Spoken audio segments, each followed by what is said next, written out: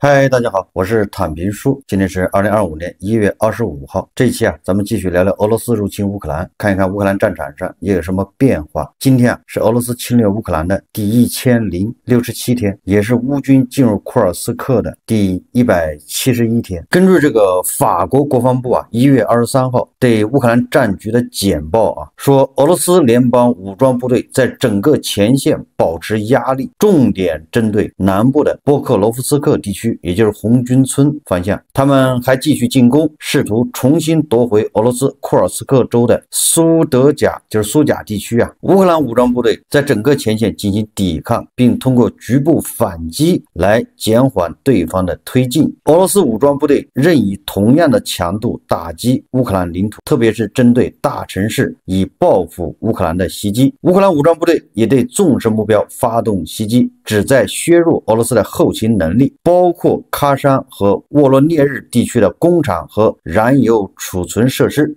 这个是法国国防部的一个战争的简报。现在乌克兰人呢可以说是腰杆又挺起来了又硬气了。为什么呢？因为1月24号在库尔斯克发动了大反攻有媒体说乌军占领库尔斯克地区已经超过了1200平方公里，就是地盘又再一次扩大。这个美西方援助的先进的坦克什么豹2挑战者，在库尔斯克这个大平原上势不可挡，势如破局这个找不到对手。由于俄罗斯国库空虚所能出得起的这个金钱激励不足以吸引志愿者与国防部签订合同，也就是这些外国雇佣军到俄罗斯去打仗是赚钱，你得跟人家付美金，你付卢布也没用那俄罗斯自己美金这个外汇恐怕都有数非常的这个短缺，所以它不足以吸引这个外国的志愿者与俄罗斯国防部签订合同，所以俄罗斯只好将18岁的孩子送往库尔斯克当炮灰根据乌克兰媒体报道说1月24号俄军派出了50名男孩去冲锋，其中49人死亡，1人重伤，那就典型的叫有去无回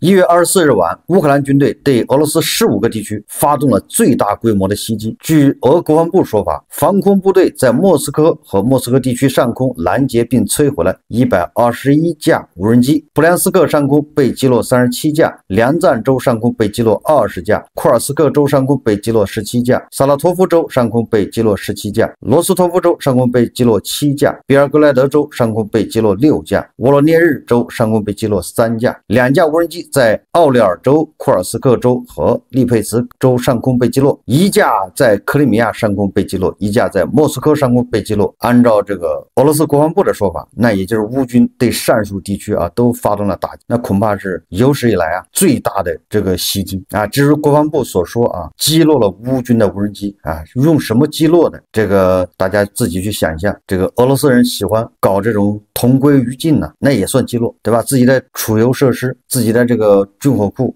跟无人机一起爆炸，那也叫击落。根据乌克兰的说法距离莫斯科约200公里的俄罗斯梁赞炼油厂突发严重火灾，现场火势凶猛，浓烟滚滚这个当地人还拍了视频该炼油厂年加工能力达到1700万吨原油，是俄罗斯主要能源出口的重要设施。怎么乌军一袭击俄罗斯这个炼油厂就起火了呢？实际上这就是乌克兰武装部队袭击了梁赞附近的炼油厂。据乌克兰公众称无人机袭击梁赞的另一个目标是迪亚杰列沃军用机场。在库尔斯克，由于无人机碎片倒塌，5街的居民没有电，也就是俄罗斯可以说是遍地开花乌克兰改变了被动挨打的这种局面。以往2年前那都是俄罗斯单方面轰炸乌克兰全境，现在呢乌克兰可以发动大规模的袭击同时100多架无人机在俄罗斯10几个州遍地开花。俄罗斯这帮发动战争的人呢，恐怕也没想到有一天自己的国土会遭到轰炸，这个恐怕几百年来都没有遭遇过的。我们看看外交以及国际援助。根据这个防务快报报道美国正在为乌克兰武装部队研制一种射程达463公里的秘密导弹炸弹。报道称该导弹将配备一个弹头，使其能够瞄准并击沉移动的船只和其他海军目标。这个在美国称之为 ERAM 的项目，旨在为乌克兰研制低成本的高精度弹药，而且是463公里。这个将快射自导头整合到 ERAM 中，该自导头采用雷达和红外制导方法，使其能够打击地面目标，甚至无需使用卫星信号。除美国外，乌克兰、丹麦和荷兰也参加了该项目。这个对俄罗斯的黑海舰队来说，恐怕就是灭顶之灾呀！爱沙尼亚政府批准一项法案，命令宗教组织完全切断与俄罗斯东正教的关系，因为俄罗斯东正教并不是一个宗教组织，而是一个特务组织。确实啊，这个俄罗斯的东正教不一般，在这次俄罗斯侵略乌克兰的这个战争中俄罗斯的东正教也扮演了一个不光彩的角色。我记得这个俄罗斯东正教他们叫大牧首吧，反正这个教主居然鼓动俄罗斯人主动到乌克兰洗刷自己的罪恶，什么让自己的心灵得到救赎等等鼓吹战争。所以确实不是一个简单的宗教组，它成为战争机器的一部分。1月23日，俄罗斯《生意人报》援引美联社报道说，北约秘书长吕特表示，若乌克兰在与俄罗斯的冲突中失败，北约将不得不支出额外的数万亿代价以巩固国防。吕特在达沃斯世界论坛上表示如果乌克兰失败，那么恢复北约其他成员国的威慑力将需要付出比当前增加开支更高的代价。他补充道这将不是数十亿的额外开支，而是数万亿。吕特还表示尚未将国防开支提高至 2% 的北约成员国必须在2个月内达成这一指标。截至去年年底，已有23个北约成员国达标。此外，美国总统特朗普上任前提议将这一指标提高至 GDP 的 5%。这个特朗普就需要北约其他国家这个军费开支占 GDP 的 5%， 这样越多那么他们这钱花哪儿去呢？得采购这些军事装备导弹飞机那这个正好要去美国买，那欧洲自己也有，但是你能力还是有限的。这个吕特也说他们愿意跟美国去采购这些军事装备，完了再支援乌克兰。说如果特朗普继续给乌克兰提供武器援助，费用由欧洲人来支付。这就是吕特说的作为北约的秘书长，他建议欧洲掏钱到美国买武器援助乌克兰。五角大楼表示特朗普暂停对外援助90天的行政命令并不适用于对乌克兰的军事援助，美国武器交付不受影响。我们再看看大家现在比较关心的和谈。我在去年夏天就说过，到了冬天按照惯例，那双方不管是真谈还是假谈，都要假装做出和谈的样子，因为战场上没什么好天寒地冻的，对双方的这个进攻都不利，很难在战场上打开局面。所以闲着也是闲着，大家就开始逗闷子，各种对吧？外交场合、国际舞台上这种口水战，你来我往。等到春天到了春暖花开，恐怕双方就不再嘴炮了，又开始闷头就干了。所以现在正是谈判的这种叫最佳时机。这个波兰总统他说希望普京求欧盟和谈。波兰总统在达沃斯世界经济论坛一次小组讨论活动中称，并非所有和平解决方案都符合乌克兰和波兰的正确利益。在被问及俄乌和谈的可能性时，他称我不想求普京坐到谈判桌前，我希望是普京求我们。大家看视频And so far as we know, the front line is moving in the wrong direction, it's going eastwards. And we can't say that every final and peaceful solution ending this war is in a right interest of Ukraine, Poland, and our part of Europe and our part of European Union. I don't want to beg Vladimir Putin to sit at the table. I want Vladimir Putin to beg us, to beg Ukraine, to beg allies of Ukraine to sit at the table and to talk how to end this war. 为什么要关注波兰的态度？大家还记得吧？大国不是有个俄乌问题特使吗？这个特使穿梭外交到欧洲他就拜访了几个国家，一个是当事双方俄罗斯和乌克兰，然后呢德国、法国这俩大国，然后去了波兰。所以这个就能体现出波兰在俄乌冲突中的这种分量。波兰实际上是代表了前苏联的，对吧？那些兄弟小国东欧的那些前苏联的卫星国，还有前苏联的加盟共和国，什么波罗的海三国什么捷克斯洛伐克匈牙利一大堆的，还有芬兰。波兰一举一动跟他们有关。关系，他们更害怕俄罗斯啊，更担心俄罗斯对他们的安全造成威胁，所以他们在这个俄乌和谈里面必须要有一席之地，要有话语权。那这就是他们为什么死记这个不计代价的、不遗余力的援助乌克兰一个主要原因。所以这个波兰总统杜达他在说啊，不是所有的和平方案都符合乌克兰和波兰的利益。有好多人觉得这是俄罗斯跟乌克兰俩打仗，跟你波兰有啥关系？搞错了，就有关系。所以我一直说啊，乌克兰想停也不是那么容易。他这个时候还真不是代表乌克兰自己，泽连斯基总是说啊，乌克兰实际上是在为欧洲打仗呢。关于和谈啊，这个俄罗斯人呢已经开始抓住机会了，这个时候不能再嘚瑟啊，再一嘚瑟，这个机会是稍纵即逝啊。特朗普已经给普京写了劝降信啊，说你们那个经济一塌糊涂，再打俄罗斯就完蛋了，对吧？如果再不到谈判桌前谈判，我就要给你制裁。所以这个俄罗斯人呢，身体比他们的嘴要更诚实一些。根据央视报道啊，当地时间1月24日，俄罗斯总统普京表示，俄罗斯已准备好就乌克兰问题谈判。你昨天特朗普还说这普京啊还没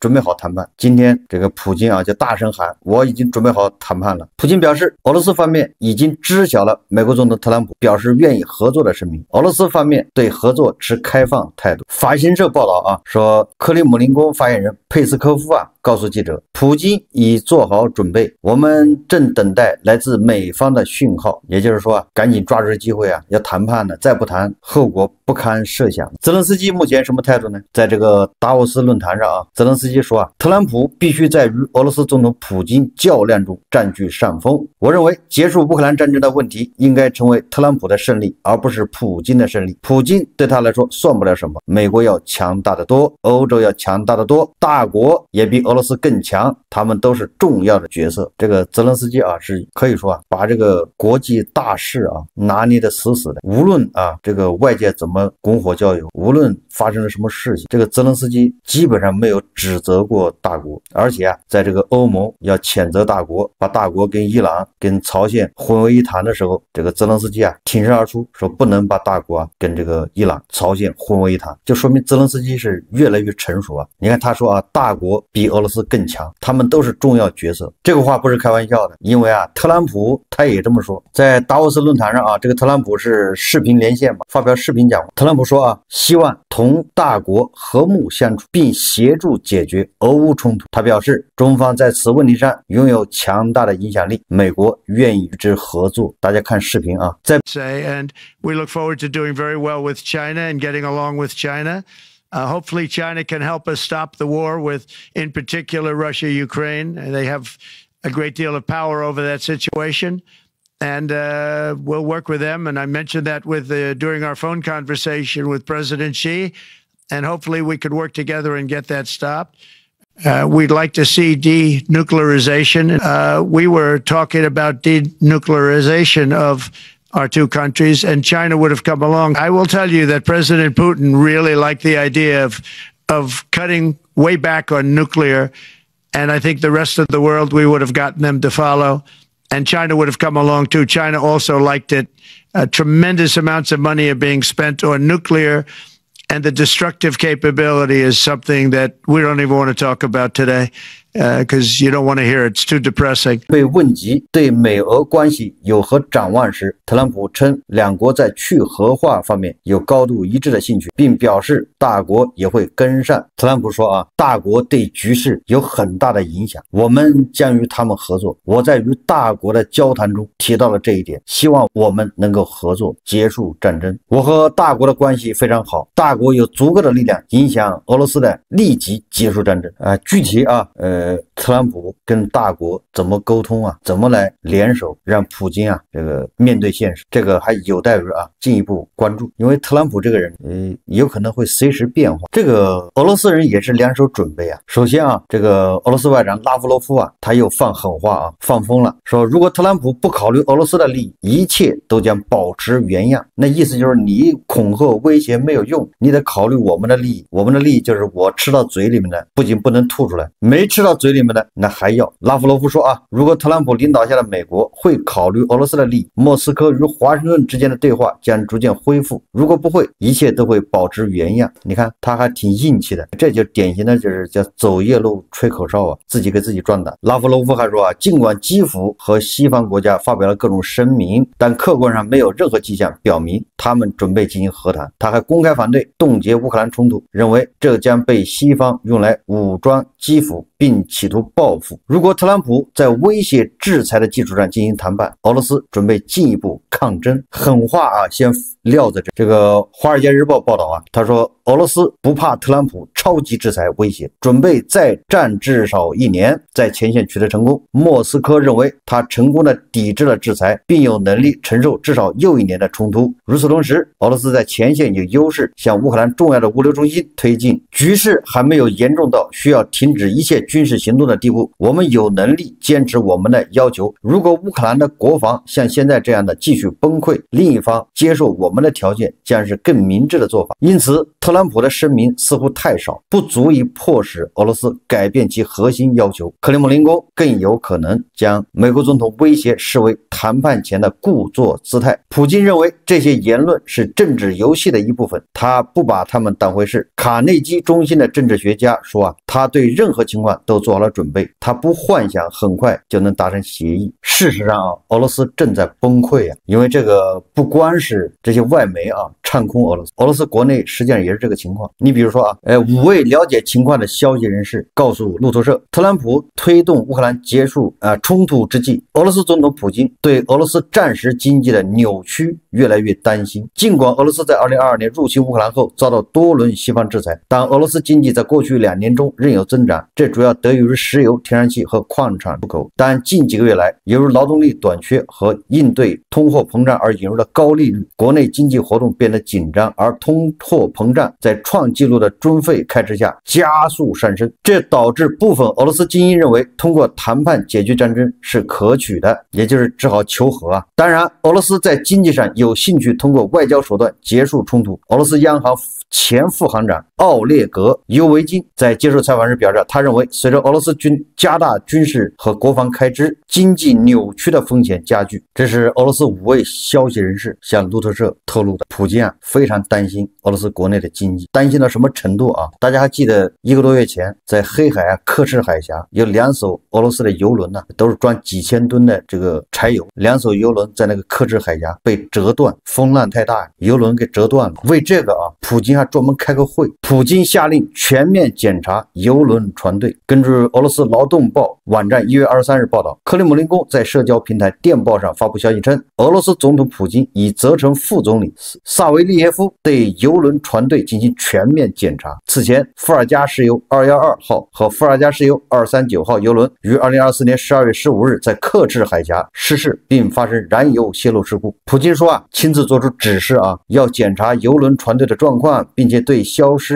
除此类事故后果的现有技术工艺和科学潜力进行摸底。普京表示啊，目前为将损失降到最低限度所做的工作显然是不够的。他强调，油轮在黑海失事后造成的燃油泄漏是俄罗斯近年来遇到的最为严峻的生态环境挑战。哪是什么生态环境啊？最主要，俄罗斯的影子船队都遭到欧盟和美国的制裁，俄罗斯能用的船是越来越少，这个还有2艘给折断了，连普京都不得不重视俄罗斯的石油外运、石油运输问题，你就知道俄罗斯现在到什么程度了。表面是关心黑海的环境灾难，你黑海打仗打成那样了，什么环境灾难？实际上他是关心你这个油运不出去，你国内没有船，国外的船受制裁运不了，俄罗斯国内的船你这么隔三差五的断一只沉一艘啊，那你还怎么运油呢？运不了油，普京就钱，没钱还怎么打仗？俄罗斯人很郁闷。从去年库尔斯克战场开辟以来，俄罗斯的这些电视台的宣传员们就和以前越来越不一样。为什么呢？以前都是讨论俄军在乌克兰的战争啊，